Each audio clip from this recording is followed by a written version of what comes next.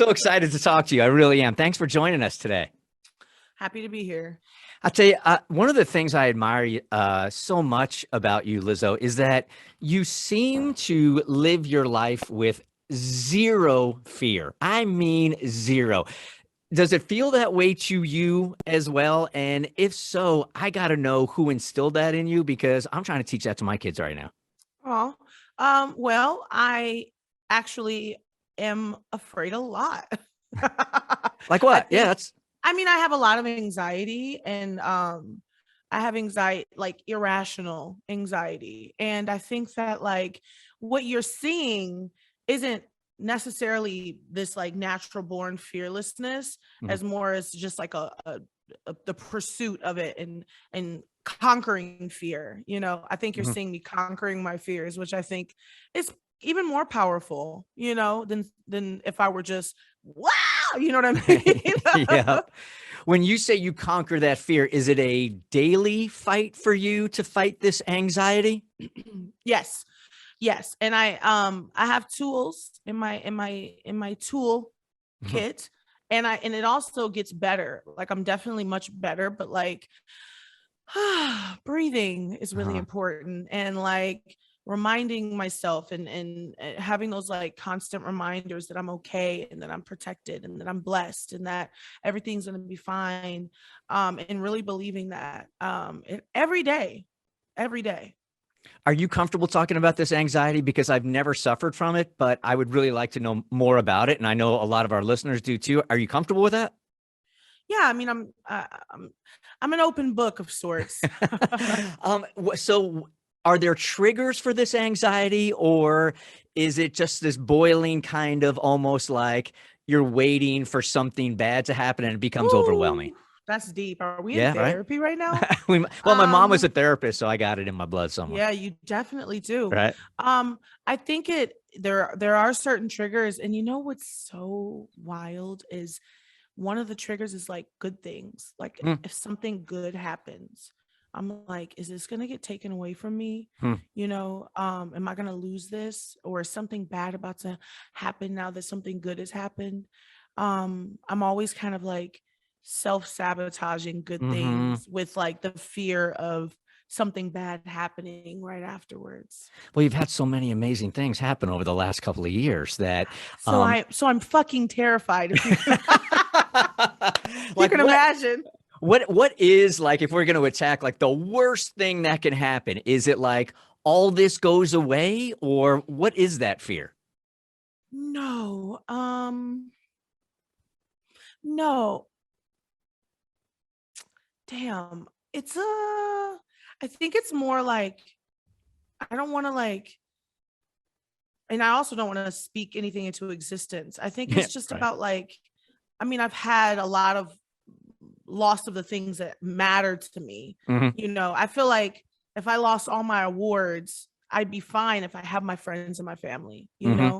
I think, you don't want to lose the things that matter. But all of this career stuff is great. And it could easily just go away tomorrow. Right. And I'm fully prepared for that. Do I you have all? a backup plan. What's the backup plan? What are you I'm going to gonna do? I'm gonna be a TikToker. Are you okay? I'd sign up right now. If there was no, like, let's say this whole social media thing and the celebrity thing goes away, right? So, if you were going to pursue something that you really love that had nothing to do with entertainment, TikTok, or anything like that, what would it be? I think that I would either, well, I mean, I guess that still counts as, there's two things that I would say. One might still count as entertainment, which would be I would be a writer. I wanted Mhm. to when I was a kid, I wanted to be an author, a novelist. Um, but or I would cook. I would Yeah. definitely cook. You good in the Mhm. kitchen?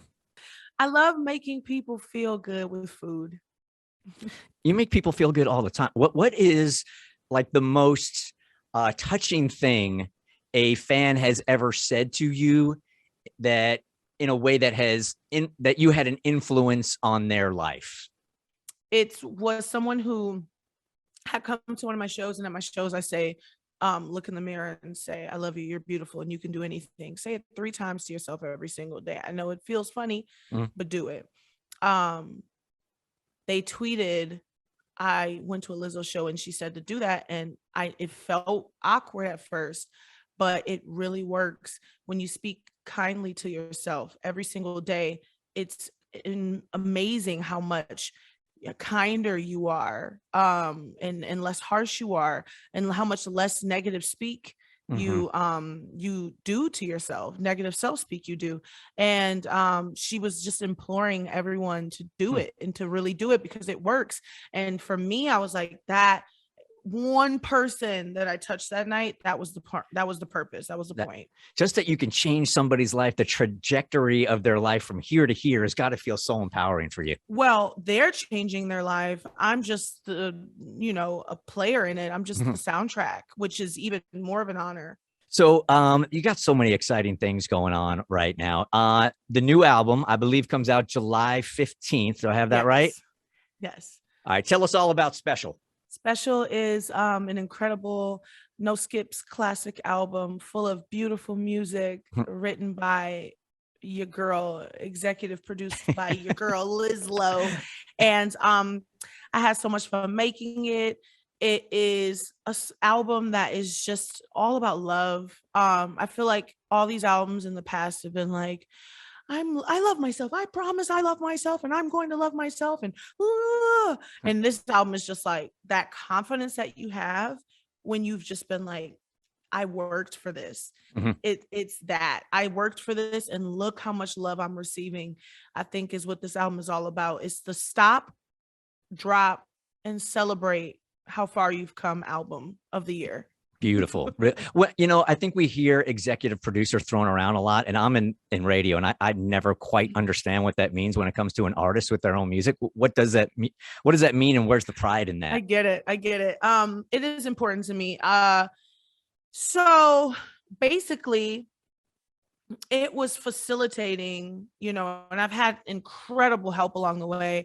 Ricky Reed, my A&R, with a lot of the songs on this album, but really it's like choosing the songs for the album, choosing the sequence for the album, going over like the mixes, sitting in the room with the songwriters and producers and being like, this is the vision. That is what the EP title really means to me. And honestly, like, it doesn't do much for me on the business side of it, but it means a lot to me because I've studied music for so long that, like, as a woman, it's important for me to let people know what the fuck I'm doing back there. Right. I'm doing a lot.